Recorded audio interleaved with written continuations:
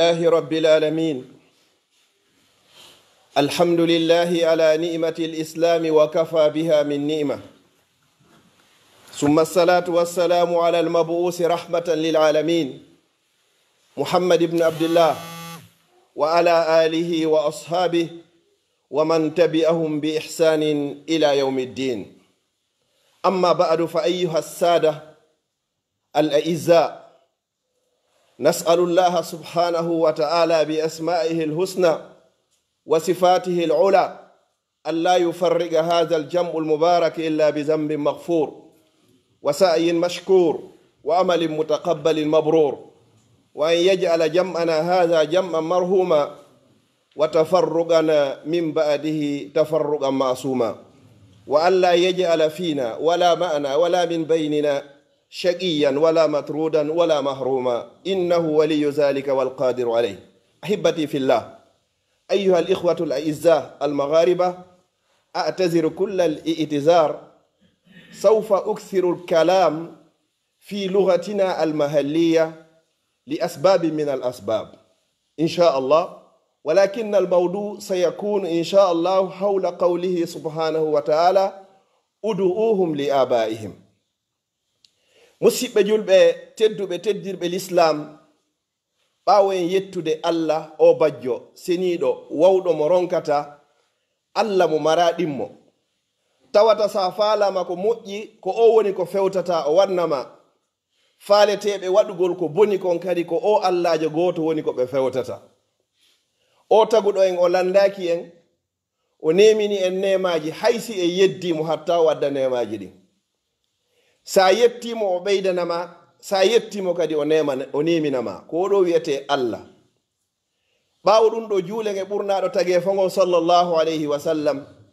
Allah tagi kon fof jogandema annabi Adam alayhi salam ila yawmi alqiyama. o indi ko o wiyeteɗo Muhammadu ɗo ko ɗo ɓuranila. o indi kadi ko Muhammadu woni ko ɓuri e moƴƴude, ko khayru khalqillah, ko kanko ɓuri moƴƴude e tagi fongon fop, ala eɓɓidortoɗo e makko. ɓaawo ɗum ɗo o innimo kadi: qul in kuntum tuhibbuna Allah fattabi'uni yuhibbukumullah. si tawi ko goonga pellet hiɗo yiɗi Allah, o haray o yiɗay Muhammadu iwtiron ɓaawo makko.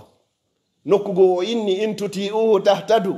si on ɗoftike Muhammadu sallallahu alayhi wa alihi wa sallam, haray on feewi fodde goɗɗo iwtiraari ɓaawo nelaaɗo sallallahu alayhi wa sallam, haray o feewaari. ala peewal ko naɓata goɗɗo aljanna, danda mo yiite jahannama, sina peewal ngal nelaaɗo sallallahu alayhi wa sallam addi ngal.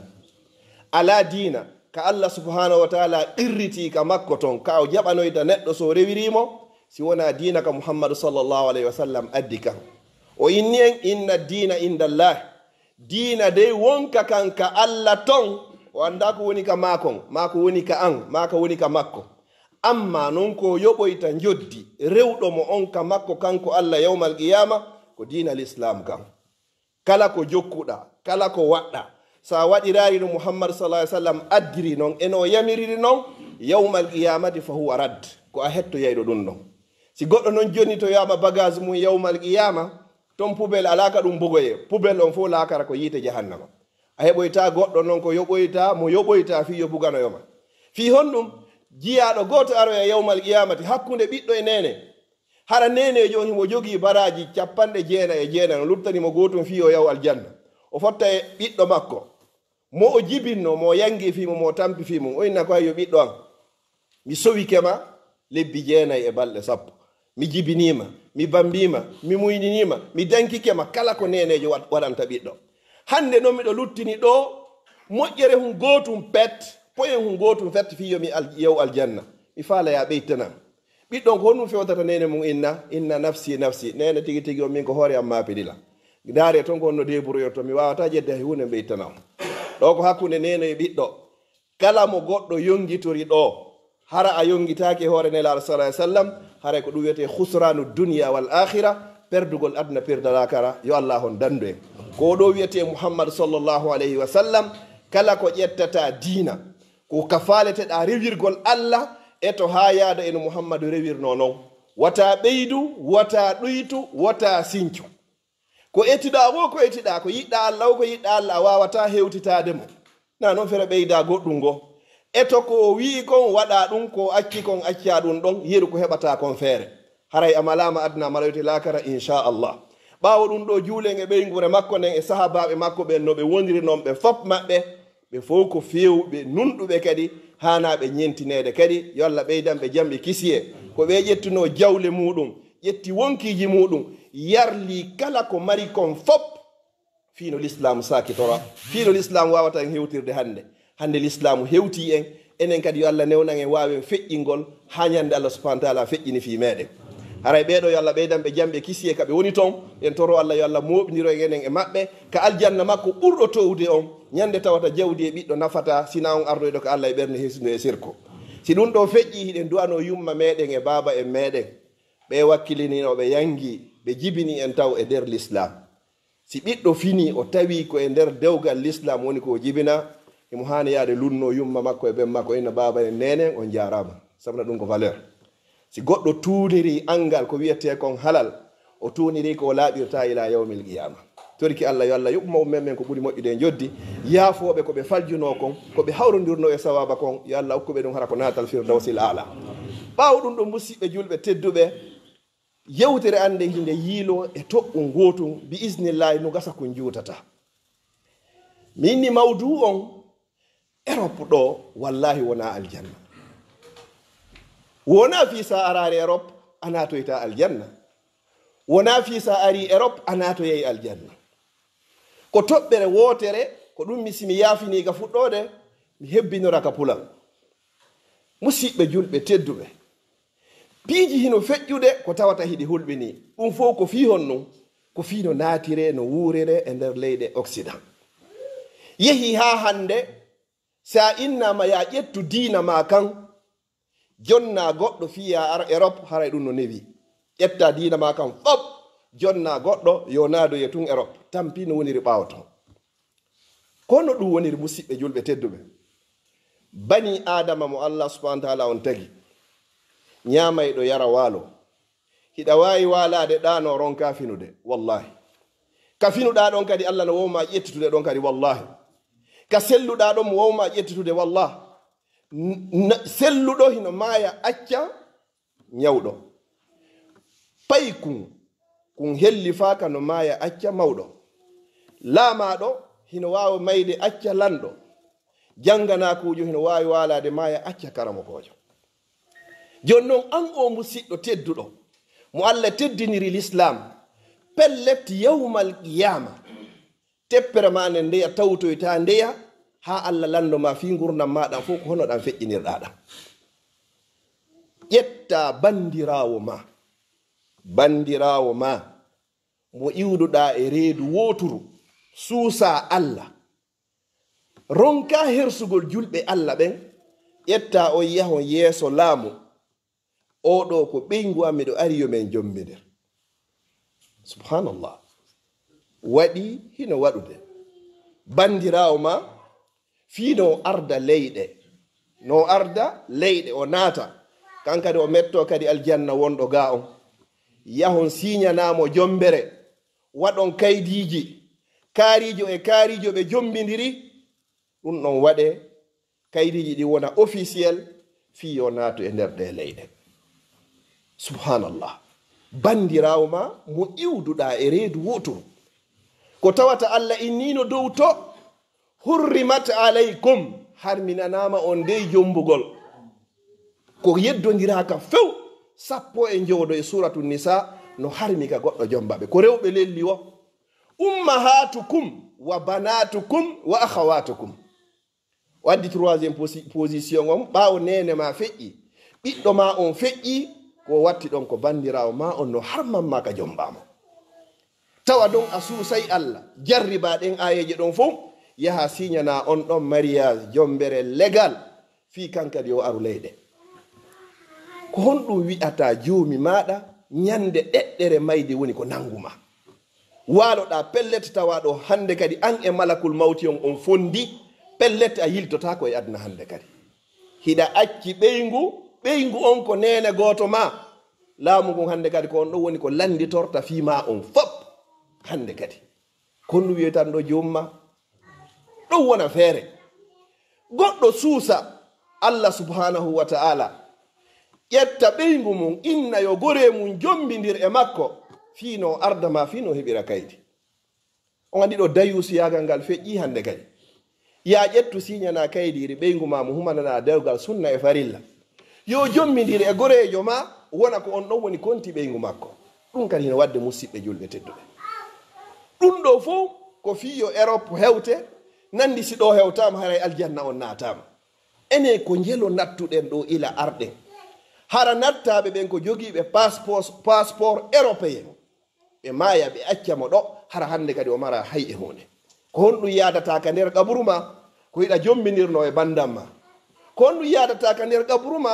hiɗa jombinirno e ɓeygu goɗɗo,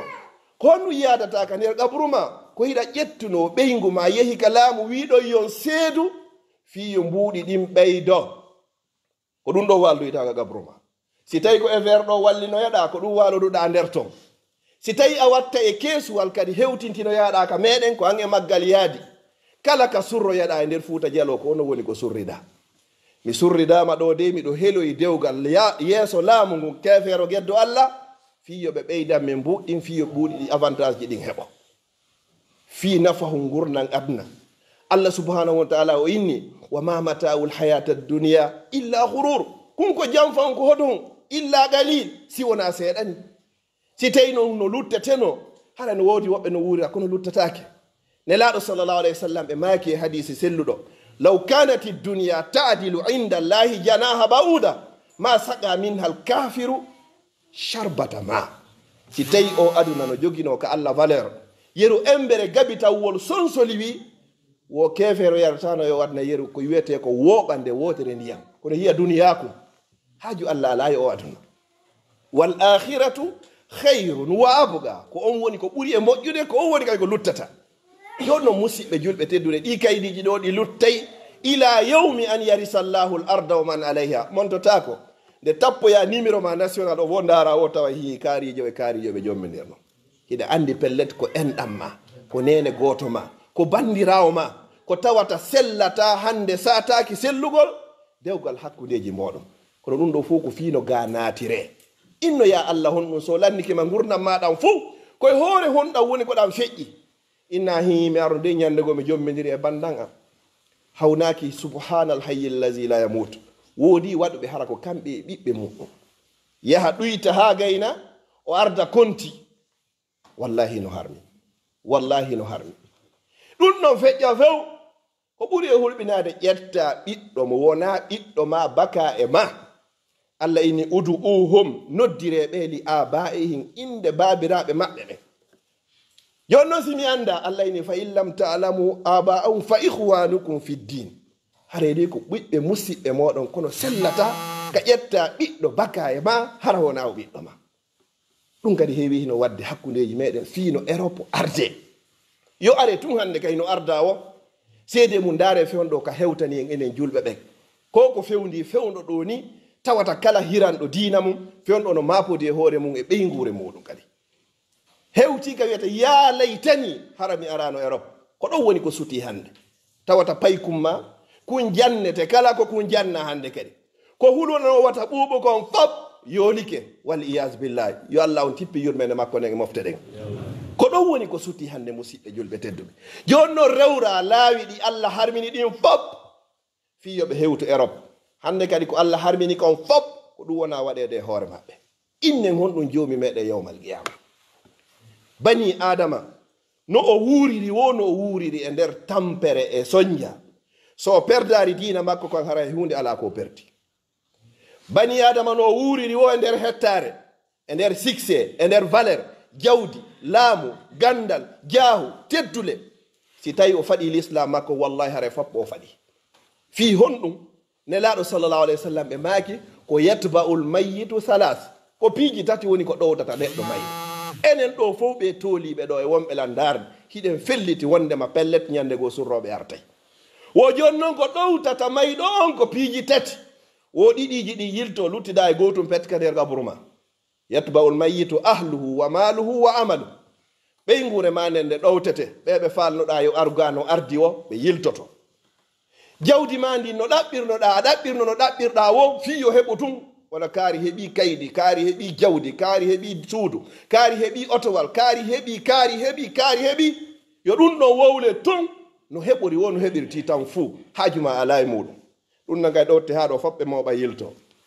lutta hunkun ko yiltotako kon amaluhu golle makko ɗen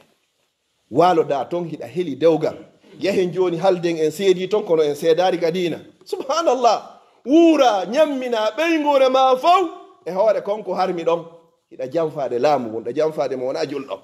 yawmal qiyama ko ɓuri hulɓinade yurma kon fof ko tuma julde ma zakka ma korka ma hajju ma sadakaji ma ƴette jonnoye mo wona julɗo hara o yaha yiide jahannama a naftorari husranu duniya wal akhira musidɓe julɓe tedduɓe fi hon ɗum fi mbukoy koye tawata la yusmin wala yuhni min jo ɓawo ɗum ɗon fof dewgal ngal kay ngal daɗirta fi ɗum ɗon ndaare 80% ma ɗum 90% ka ɗum ɗo wayto fof sakkitode mon ko honɗum wonoyta ko cergal fi honno Allah subhanahu wa ta'ala ko inteno yo Allah waɗu barke e dewgal ngal lanni watta ɗon hannde kadi Allah yeddama e hoore muɗum hi joni ɓay men seeɗo si artimini mi artiri kadi gasi subhanallah i artiri e hoore jamfa e hoore fenande e hoore jamfagol laamu hiɗa andi pellet wallahi suwallet si ɓe andanima ɗum noon ko probléme har hande kadi watti joni ko suuɗo naata suuɗo yalta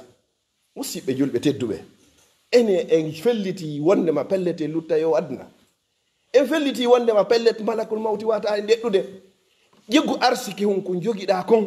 wa fi samai risqukum wa ma tu'adun wallahi arsike ma on goɗɗo mayata hara ko fotata e gabbun zarra e arsike on ko Allah windannomo kon ñande o heɓi balɗe 120 ga reedu yumma makko hara hino lutti a hettay ko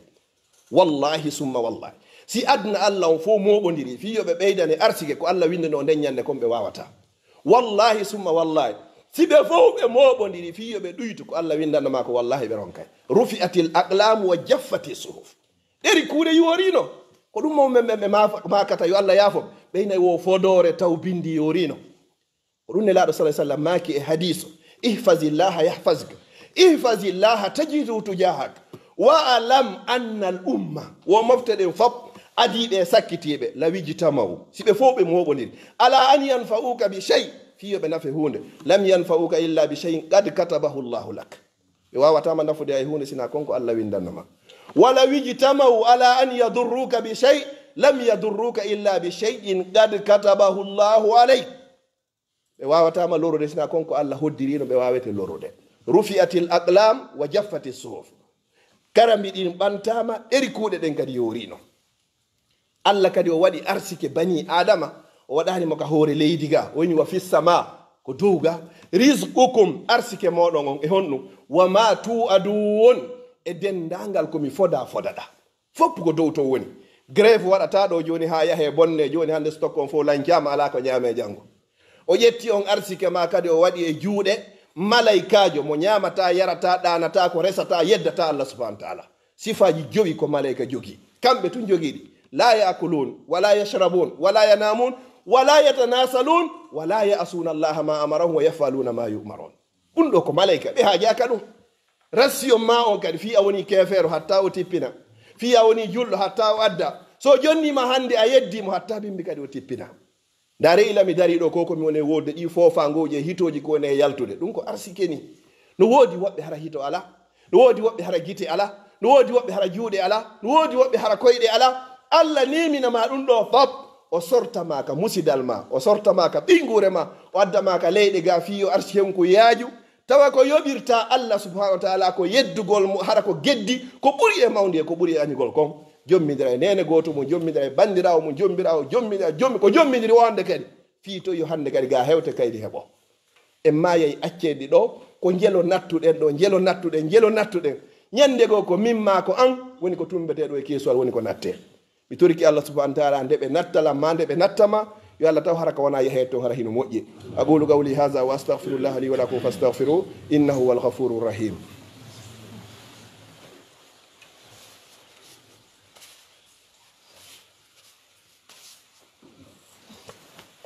alhamdulillah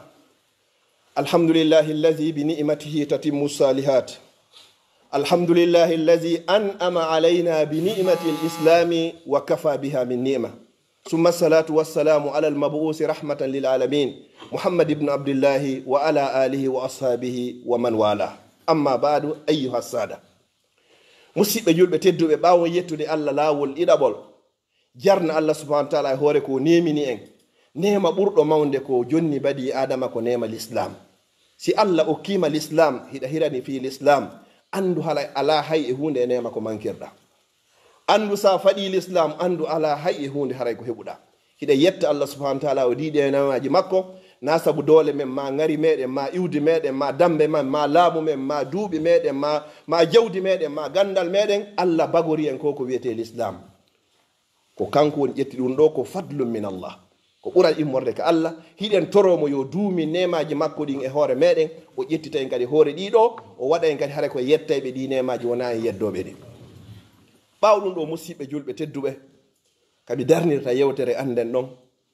ko fi o alhaali meɗen ko fewndi fewno ɗo fi julɓe ɓe. hewtani bani adama hande kadi ko tawata ka Allah wi ɗon wa daqat alayhimul ardu bima rahubat. leydi ndin e yaajude ko ñaame hino woodi ko yare hino woodi ka hoɗe hino woodi cellal hino woodi sécurité hino woodi kono kala julɗo hande hino ɓitti wa maƴƴide ko wiyete kon dagawal moɗota ko tuttota ko hande kadi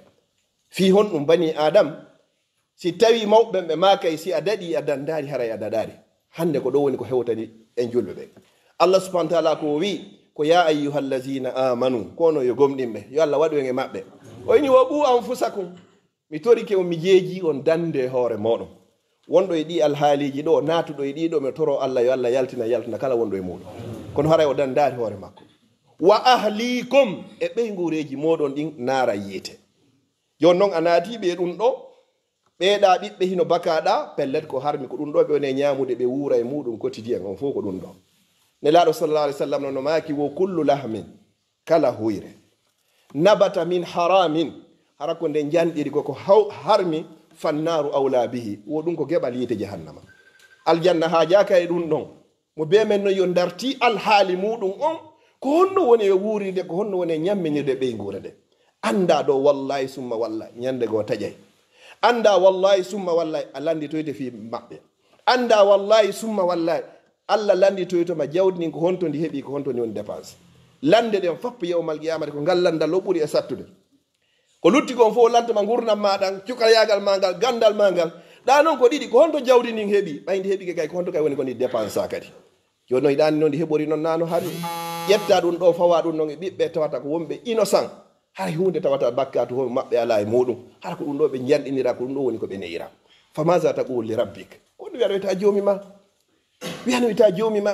suusa rabbu samawati wal ardi on jooɗagol siña kala ko siñuɗa fi toy yo newo ga andita pellette ñande go ngo jungo siñugo wallahi Allah landi toyto ngo. Allah ini wo men sokoyey kundule maɓɓe ɗen ɓay bani adama ko sattu ɗum hunduko watu kallimuna aydihim ko ngo jungo aɗa to wolde wa tashhadu arjuluhum koyɗen wola tere maɗen fop kum be seeɗi to yo ko honno e honɗum woni ko waɗi e hoore wadna. si tawi noon hara ko sifa ɗum ɗo siñano ko ɗum ɗo woni ko acca ɓaawo ɗum ɗo ko ha honde tuma ɗum ɗo wata taƴoyɓe. mi toriki Allah subhanahu wa ta'ala kala waɗirnoɗo majjere angal andugol toriki Allah subhanahu wa ta'ala yo Allah o yaafomo. mi toriki Allah kala wonɗo e muɗum ko Allah woni yaltinayɗo e jiyaɓe makko ɓe nder ɓittende yo Allah o yaltimo nder ɓittende. mi toriki Allah kala bakkaɗo ko faggita e muɗum mi toriki Allah subhanahu wa ta'ala yo Allah yaafo waɗuɓe ɓen. wallahi mi wowlirari si wona fi sunagol andugol pellette sonja ko woni e nder muɗum kon mi tori Allah subhanahu wa ta'ala yo Allah yaafo kala wonɗo e muɗum. toriki Allah subhanahu wa ta'ala ɓeydi moƴƴinan en ɓeygureji meɗen ɗi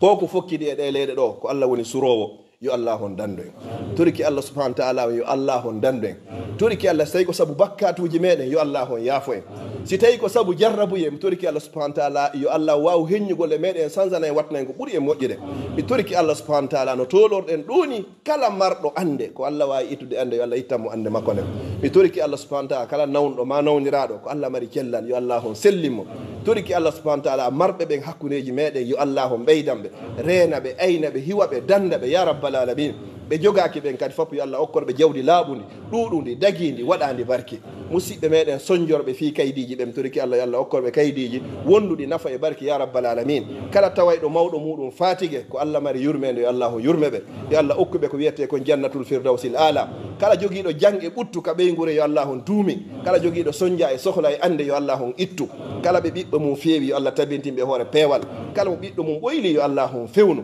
toriki Allah subahana taala faalaɓe dewle ɓe yo Allah okkorɓe dewle wondude nafa e barke ka duhiɓe ka suddiɓe ya rabbal alamin mawɓe wonɓe hakkudeji meɗen yo Allah on ɓoynuɓe hakkudeji meɗen yo Allah pooɗu balɗe maɓɓe moƴƴina battane ɗen enen sukaɓe kadi yo Allah okkore gurnan juutuɗan hara ko waɗaɗan barke yo Allah wurno en haka gurnan moƴƴani en ñande tawata ko lakarone ko moƴƴa yo Allah ƴettude en nden ñande yo Allah waɗi golleji men ɗin fof hara ko saabi Allah ngal dewgal ngal moɓiɗen ɗo fimuɗo yo Allah waɗi barke e maggal yo Allah waɗu barke e baggal wondude e dendagal dewle ka huma toon fof ya rabbal alamin allahumma la tufarriq hadha aljami illa bi zambi maghfur wa sa'yin mashkur wa amali mutaqabbalin mabrur allahumma ij'al lana min kulli hammin faraja wa min kulli diqin makhraja wa min kulli bala'in afiya allahumma inna nas'aluka imanan kamila wa yaqinan sadiqa wa rizqan wasi'a wa qalban khashi'a wa lisanan dhakira wa halalan tayyiba wa tawbatan nasuha wa tawbatan qabla al-maut wa rahatan inda al-maut wa maghfiratan wa rahmatan ba'da الموت والعفو عند الحساب والفوز بالجنة والنجاة من النار برحمتك يا عزيز يا غفار يا أرحم الراحمين يا أرحم الراحمين يا أرحم الراحمين اللهم لا تمنعنا خير ما عندك بشر ما عندنا بفضلك وجودك وكرمك يا جواد الكريم وصلى الله وسلم وبارك على نبينا محمد وعلى آله وصحبه وسلم تسليما كثيرا وآخر دعوانا الحمد لله رب العالمين وأقم الصلاة